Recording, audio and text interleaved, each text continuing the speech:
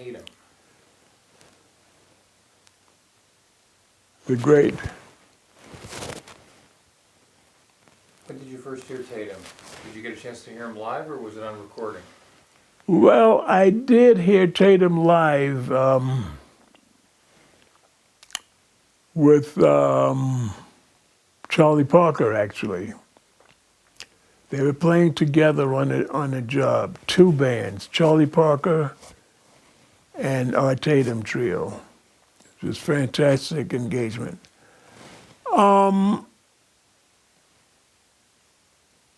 Tatum was somebody that was not exactly of the bebop. I mean, he wasn't a bebop player. See, we were all young, at that time, young beboppers. As I said, Charlie Parker was our prophet, and that was, so a lot of us hadn't yet connected bebop with other music. A lot of us were still narrowly focused on the bebop language, not realizing that that's part of the jazz language. So anyway, I might have been more in that when I heard him with Charlie Parker. I might have been a little more focused on the bebop language. So I appreciated him. I knew he was fantastic. The stuff he was doing. But I went there mainly, to hear Bert. And the thing was, Bert and Art Tatum, these great, as a sort of a battle. This is how people think in this world. Everything's got to be a contest. Well, who's going to take out the more Charlie Parker or Art, this kind of stuff. So anyway, I began listening more to Art Tatum, and I became a complete Art Tatum fanatic. I had every record that he made. I'd get every record that he made and play it endlessly. I was a Fats Waller man from in the crib, almost. And so a lot of that playing is in that genre.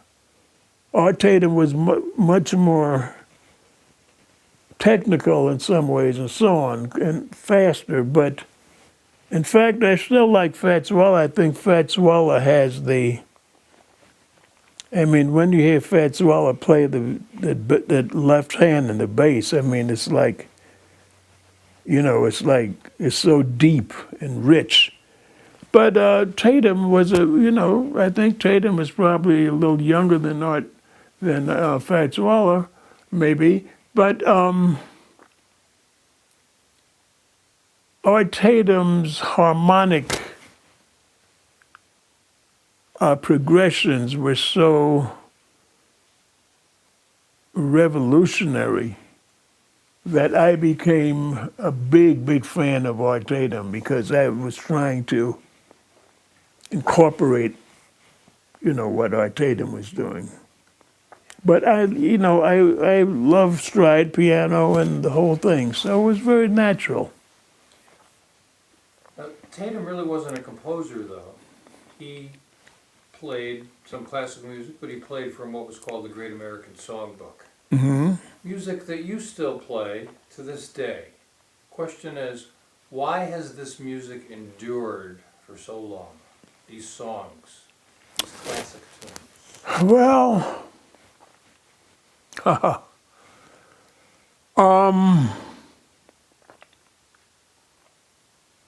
I like melody, and people, I think, have an affinity for melody.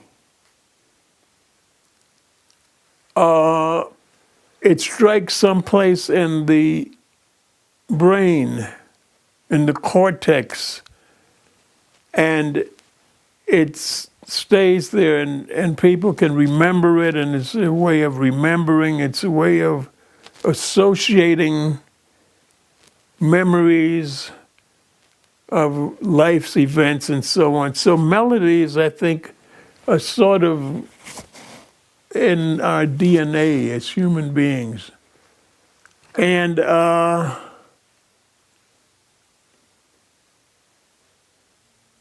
this so-called songbook was, existed primarily melodies.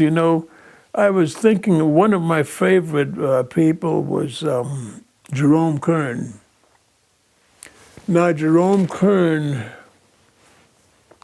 a lot of this stuff I'm learning every day. I haven't really examined, but I've been trying to find out where Jerome Kern got his.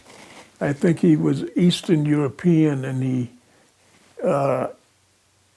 used to be involved in these operettas and this sort of light classical music, more for light operas of that sort. So, and these melodies sort of grew out of the need to have a song with the libretto and all this stuff. So that's where these melodies probably originated. But of course, you need a genius like Jerome Kern to, to create, to put them together.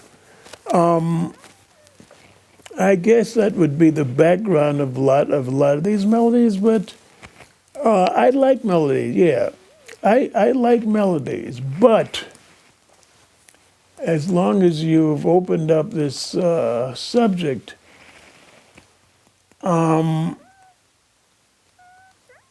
times that we're living in today, I think we're going away from the melodies. And when I say we, I mean the collective we.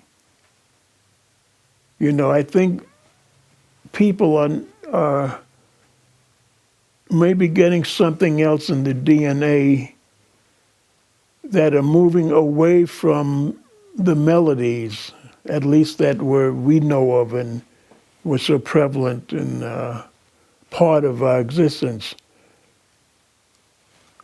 into a music which, at least I'm trying to do that. So I'm just talking about my vision now and what I'm observing. Melodies are fine.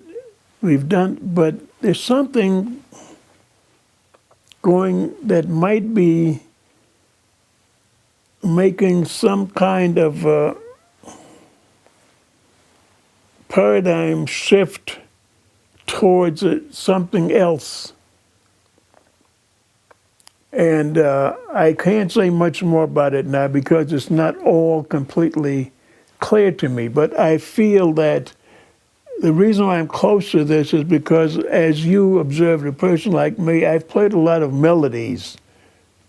So people look to me as being, oh yeah, well, I have played a lot of melodies, and I do love melodies.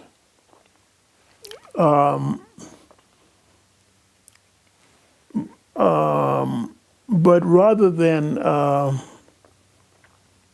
melodies and nothing else, or only melodies and nothing else, I see it as both, instead of either or, it's both and is what I'm talking about. There's some other kind of collective musical sensitivity that's beginning to, I think, overtake our mental sensibilities. We'll have to see. Okay. There's another element to it, though, I'd like to get your thoughts on. And that's the lyrics. Those songs were incredible melodies, but there was something profound about the lyric writers. I've been focusing on Johnny Mercer. Does that name ring a bell? Mm-hmm. What role do you think the lyricists had in those great American songs? And do you ever, in your creative endeavors, maybe even subconsciously, call upon those lyrics in any way? Oh, well, those lyrics are part of my growing up, sure. Sure, I know all of those. I mean, I don't know them all. In fact, Lester Young used to say it's important to know the lyrics when you're playing a song on your instrument. You know, it's important to know the lyrics to be able to to really be able to get into the song. You know. But yeah, of course, those lyrics. I grew up listening to all those lyrics. Because Remember, I was born in 1930, so that's the heyday of, you know, I mean, there was stuff before in the 20s too, of course, but all up through the 30s, that's what we were having.